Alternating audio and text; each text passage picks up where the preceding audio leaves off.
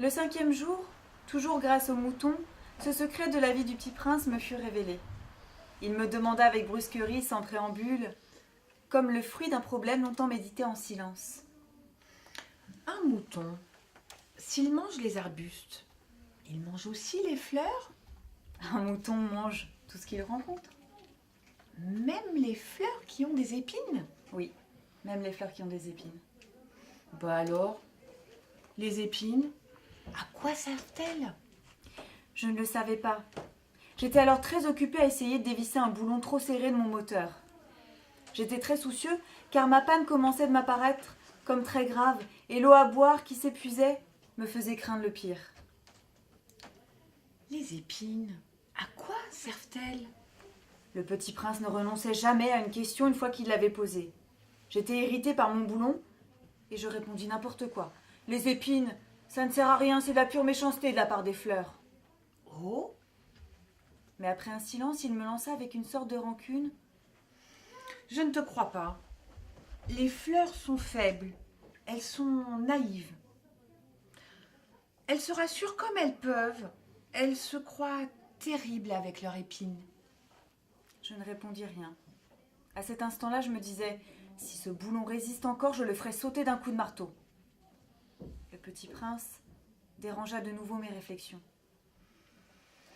Et tu crois, toi, que les fleurs... Mais non, je ne crois rien. J'ai répondu n'importe quoi. Je m'occupe, moi, de choses sérieuses. Il me regarda, stupéfait. De choses sérieuses? Il me voyait, mon marteau à la main, et les doigts noirs de cambouis penchés sur un objet qui lui semblait très laid. Tu parles comme les grandes personnes. Ça me fit un peu honte. Mais impitoyable, il ajouta: Tu confonds tout, tu mélanges tout. Il était vraiment très irrité. Il secouait au vent des cheveux tout dorés. Je connais une planète où il y a un monsieur cramoisi. Il n'a jamais respiré une fleur. Il n'a jamais regardé une étoile. Il n'a jamais aimé personne. Il n'a jamais rien fait d'autre que des additions. Et toute la journée, il répète comme toi: je suis un homme sérieux, je suis un homme sérieux. Pourquoi vous avez choisi ce métier? Eh ben, je vais commencer. Faut savoir que c'est un métier passion. Et moi, j'avais la passion de la lecture et je voulais transmettre cette passion-là à des personnes. Et c'est pour ça que j'ai choisi ce métier. Moi, c'est un petit peu pareil. J'aime beaucoup lire. Par contre, j'ai commencé à lire très tard, au lycée. Et je ne savais pas trop quoi faire après mes études de langue. Et en fait, je me suis dirigée vers ce métier en ayant un petit boulot d'étudiant en bibliothèque. Qu'est-ce qui vous a fait aimer la lecture?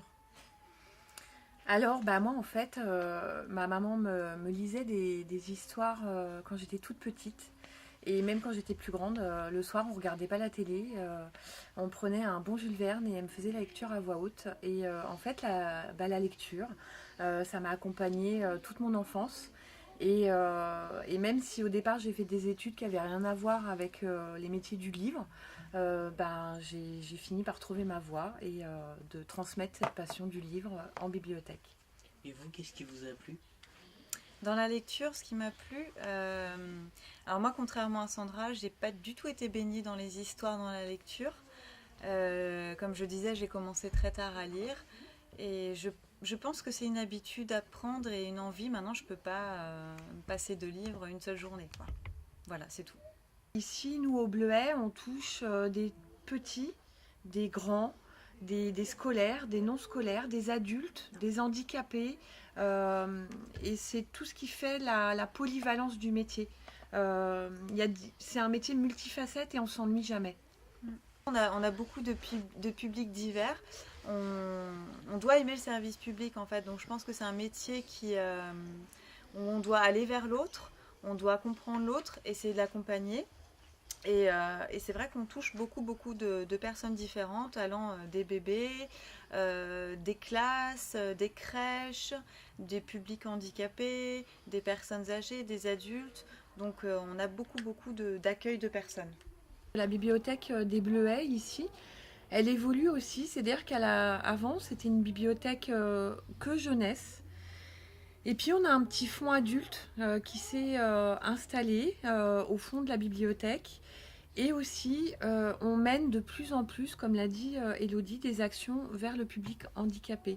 Donc c'est ça aussi, la bibliothèque des Bleuets aujourd'hui, c'est cette transformation aussi en fonction du métier et des publics empêchés qu'on touche.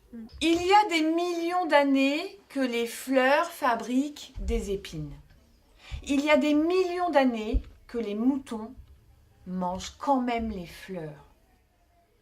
Et ce n'est pas sérieux de chercher à comprendre pourquoi elles se donnent tant de mal pour se fabriquer des épines qui ne servent jamais à rien. Ce n'est pas important, la guerre des moutons et des fleurs. Ce n'est pas plus sérieux et plus important que des...